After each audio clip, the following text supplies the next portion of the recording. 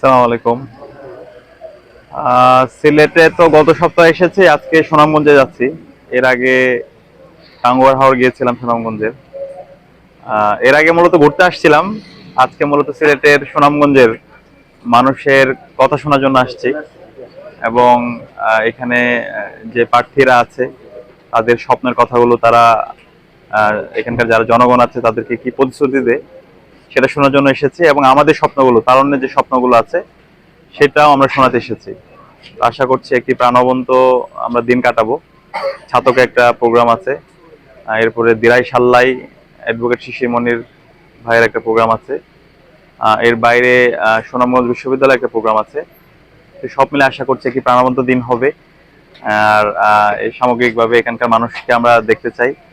আর সিলেট, সুনামগঞ্জ, এখানকার প্রত্যেকটা জেলার মানুষের প্রতি আমাদের অন্যরকম একটি ভালোবাসা কাজ করে, এবং সিলেটের মানুষ খুবই শান্তিপ্রিয়।